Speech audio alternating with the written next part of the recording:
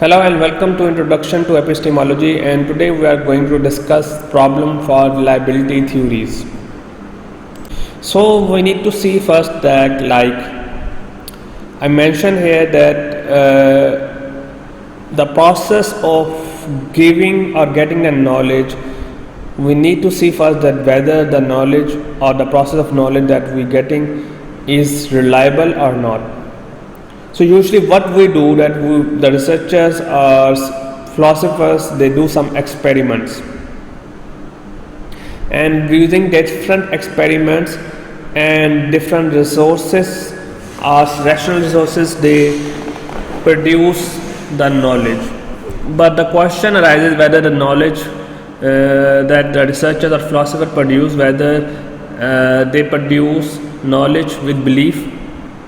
And then the problem or the question that we are asking, that how to specify what is reliable in first place.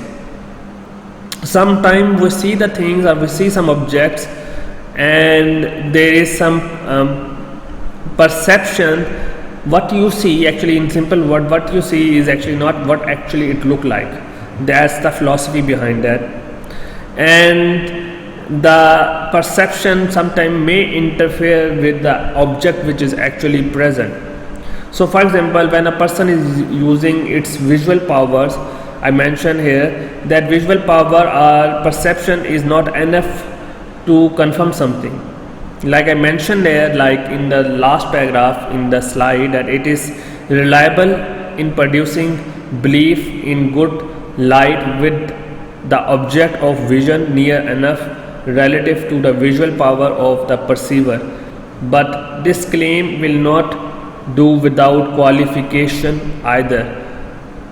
It does not rule out external interference like deceptive photos. So what actually this paragraph we are talking about, that if you see something, your perception of looking some object, sometimes it does not in real sense it is there, and sometimes we can observe these things with the photography, especially deceptive photography, that I put some examples.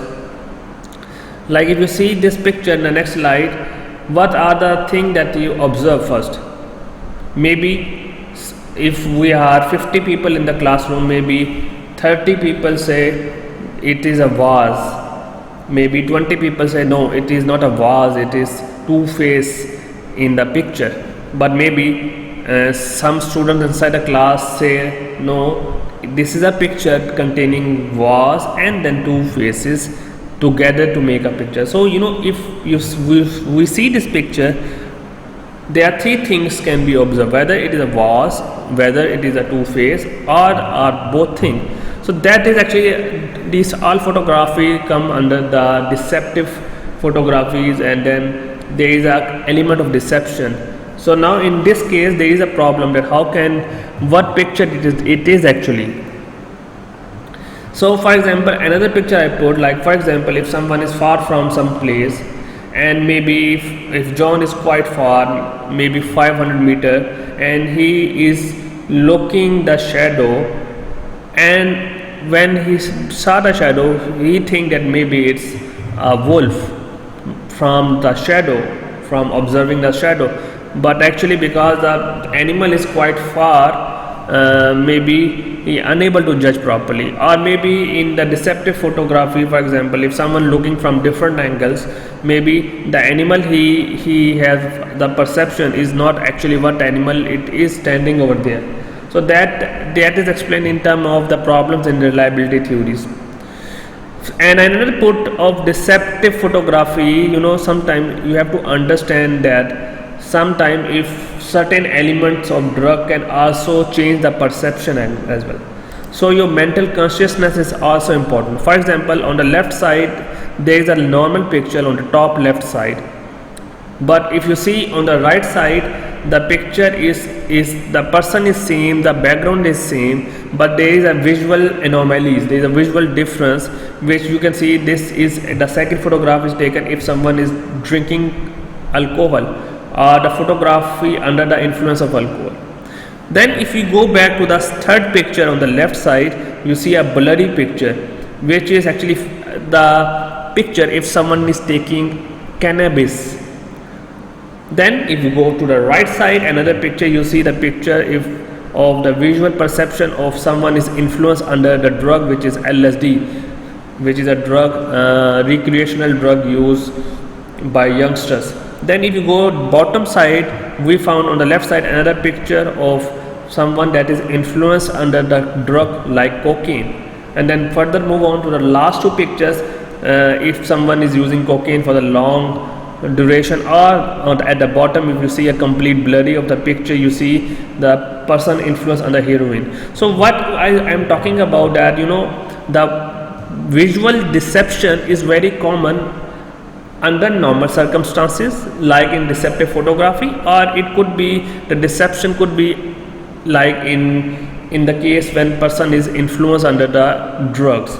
So that is very important to understand that this is a big problem, especially how can we confirm the information or knowledge if someone is under the alcohol. How that is why when we talk about testimonies, we need to see the mental status of the human that is giving some testimony. If someone is mentally not stable, we cannot rely on someone information. And if that is why in the criminology, in the crime scene, the evidence, the person that is giving the testimony, we need to see obviously the judge will see his mental status, whether he is mentally sound to give his statement or give her statement. So I mentioned in the next slide, I like what problem faces with reliability theories, like if the person or the object is too far to see, so maybe the visual anomaly occur, maybe the person cannot able to judge properly. Or then the second thing is that insufficient attention, like the person is maybe thinking something else in his back of his mind or in his subconscious or in his conscious, but then that may interfere the thing, and maybe that's why or for example not accurate enough information applied to the perceiver, or judgment of the object is not accurate. So these are the problems that occur in the reliability of the knowledge. So thank you so much for today's lecture, and hope to see you again. We will discuss in detail later on in the upcoming lectures.